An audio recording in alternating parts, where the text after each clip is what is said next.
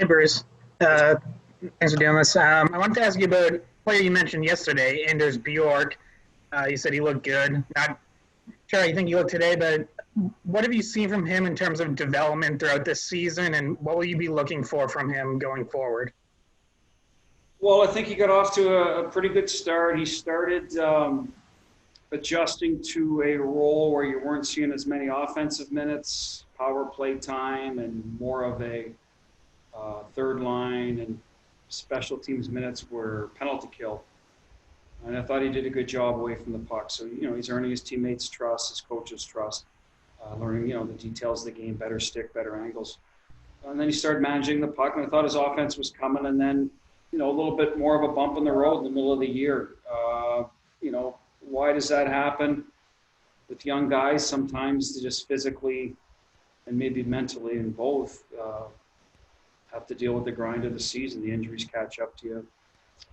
The nicks and bruises and expectations go up. So, we had some competition in our lineup. We made a couple of, trades late. So we moved those new players in, and it affected his ice time to the point where he wasn't playing towards the end. So there's competition for him here now to get in the lineup. We like Anders as a person. We like him as a player, but we're going to play the 12 best guys and however they fit in our lineup. So he's certainly in that mix. Is he automatic? No. So for him, this return to play, these practice sessions are more important than some of the other guys because you don't have a lot of games to prove yourself. So that's something we'll be looking for with him and a handful of other guys. So that's what where Anders is at, and we'll see how it plays out. In the next 2 weeks, 3 weeks. Thanks, Butchie. We'll go next to Matt Porter. Go ahead, Matt. Hey, Bruce. First, do you expect Pastrnak and Kasha tomorrow? Maybe is it possible? Or? I would expect them that.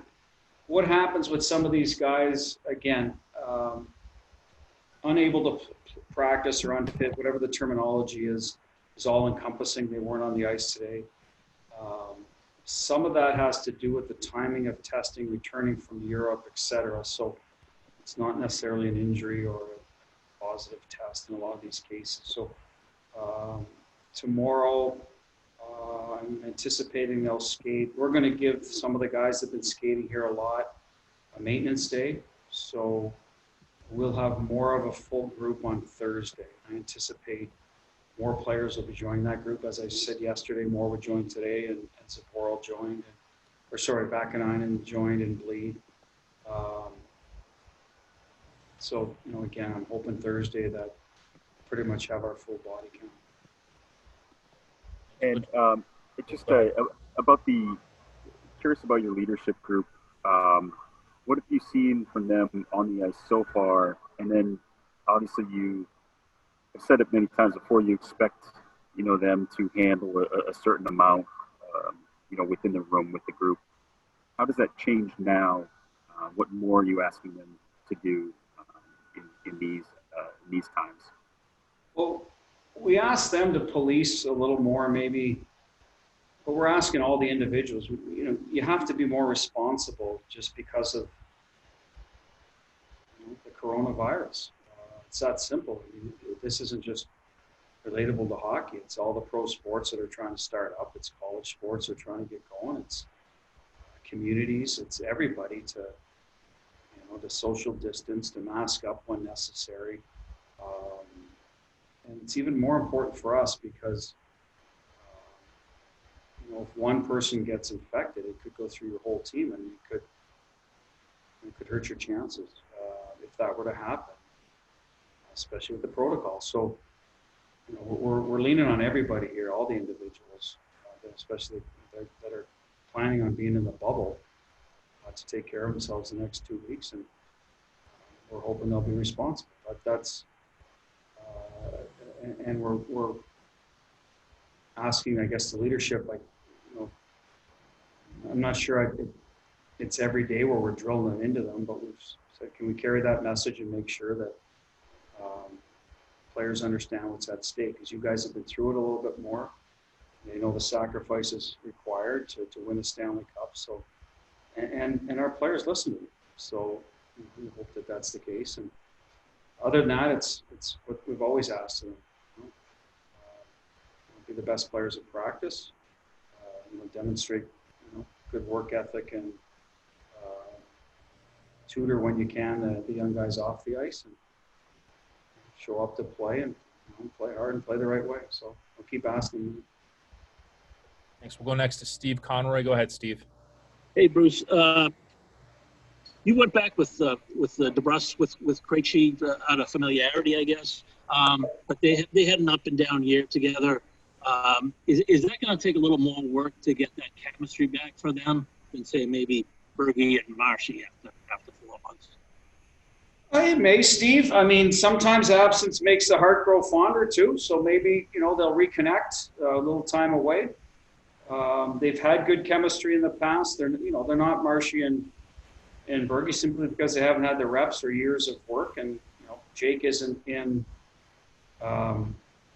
Marshy's category when it comes to time in the league and resume. And certainly Kretsch and Bergie are very similar. But so you got to give that a little more time to grow. And so we're going to go back to it.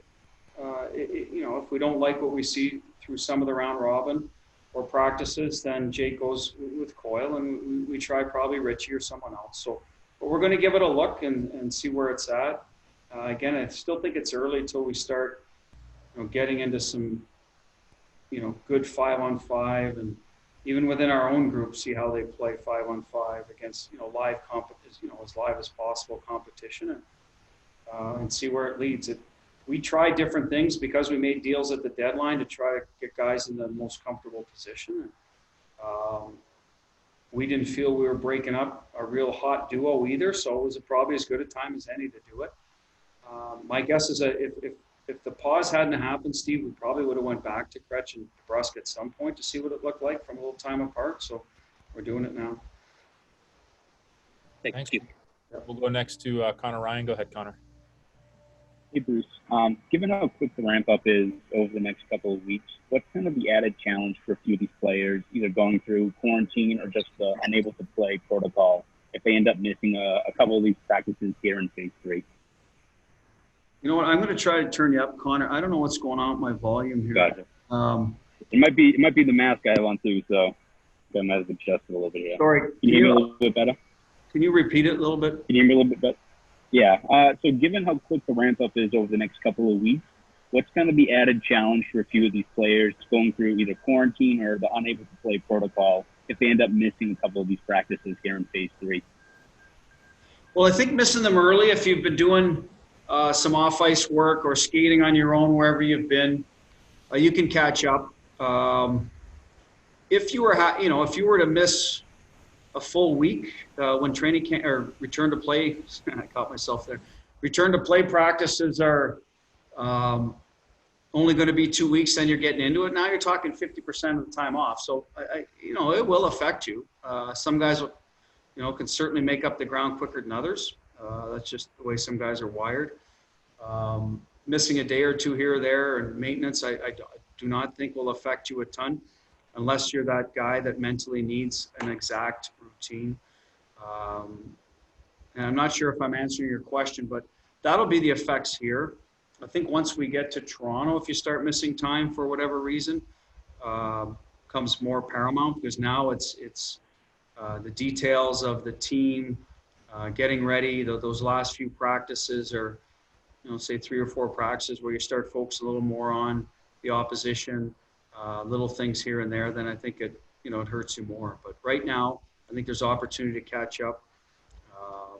You can build in some extra reps for guys, if need be, longer skates after, extra long workouts. There's time for that now. But as we get closer, that becomes less and less, and then I think the effect becomes greater and greater on the player trying to play catch up. We'll go next to Fluto Shinzawa. Go ahead, Fluto. Hi, Bruce. When it comes to your older leaders, you certainly can talk about legacy with Zdeno and Patrice and Tuukka and David. So I'm wondering if they can lead you through this challenge and really pull on the rope to get you through to past Toronto and into Edmonton and possibly a cup, what do you think that would mean to their accomplishments, their overall legacies, what they've done here in Boston, if they can really pull you through? Well, I feel that, they're as well respected as any players that have been in here in a long time. You go back to generations of different players have done great things for Bruins. I think those guys are right up there. So, but this is a unique situation, Pluto, whatever team wins this, and maybe a lot of the different sports as they get going. I think it'll be remembered differently, obviously, for maybe the bubble year or however it's going to be phrased. I can't see into the future what people will name it, but it will mean a little bit more. And I think as well, like the guys that are leaving their families have to pull on the rope, but that's where the young guys as well. It's not easy to be, sort of contained and not be able to go where you want, do what you want, when you want. But that's where the young guys have to, I think, pitch in a little more as well, knowing that, hey, these guys are leaving their young children, their wives and young children for an undetermined amount of time. That's a big sacrifice. It's part of the job requirement this year, so that's the way it is. But that's where the young guys have to step up a little too here now, and we're going to talk about that as well. It's not always incumbent on the veteran guys, to be big brother. There's certain situations, yes, we need it, we want it, they're willing to do it, but there's also a situation here where little brother can pull on the rope a little harder too. The days that some of the veteran guys are dealing with maybe some issues back home that they're not able to do because they're in a bubble. So we're going to talk about that as well, Fluto. But to get back to your original question, I think it'll mean a lot for those guys, and they'll be talked about for years to come. Whatever team's able to prevail because of the circumstances, the sacrifices that are being made, and the conditions and the adversity you're playing through. It's probably a little bit different. I've said it all along. You have to make sacrifices to be a Stanley Cup champion, no matter what year. But this year they're a little more unique than other years. Thanks, Butchie. We'll take one final question from Chris Gasper. Go ahead, Chris. Hey, Bruce. I apologize in advance. Just looking for a little clarification. Are you expecting Pasta and Kasha to skate tomorrow or Thursday? Well, we're going to have the main group on Thursday back on the ice. Tomorrow, some guys are getting maintenance days. So you're going to see probably anywhere from 10 to 12 players. We've talked to a few about how much have they been skating before they got here. There's a group that was here longer, so we're managing them. I believe we're hoping Pasta and Kasha will be cleared to skate tomorrow, whether it's on their own or with that small group. And we're hoping to have as complete a group as we've had on Thursday. So that's the timeline for those two. We're hoping for. Again, like I said, sometimes it's a timing of the testing and their return to the United States that has to coincide and when they can go on the ice. And I can't get into what every player has to go through, but that's a little bit what's going on with our group and probably a lot of different teams that had players leave the home city and come back. So that's what we're anticipating, if that answers your question. So it absolutely does. And just as a quick follow-up, on your part, is there any desire or wish that maybe they had gotten here a little sooner so they could have started with you guys, or was that just not logistically possible for them? Well, I don't know what was possible for them, to be honest. I'll be perfectly honest. I think the players all along were entitled to return when they saw fit. I think phase 2 was voluntary to come back. Let's just assume they get back in the mix Thursday with the group. I don't think they'll be that far behind. I think some Europeans, countries, if I'm not mistaken, were free to skate earlier, so they might have had the benefit of skating while some of the guys couldn't here. The arenas weren't open, or the state didn't allow people to get together. So, it's one of those situations. They got a little bit at the beginning, maybe hurt a little bit at the end, and vice versa. But the rules are when you came back, you have to quarantine for X amount of time. So I don't hold it against them. That those are the rules in place, and I think they were kind of fluid as we went along here. Now, if they were out and missed, 2 weeks of training camp and came back the day before and were told, hey, we got to sit for 14 days, then that probably wouldn't have been the wisest move, to be honest with you. So if they're in the line, if they're in with the group Thursday and they, and they look good and healthy and fit and been conditioning, then I think they'll catch up in a hurry and we'll be fine.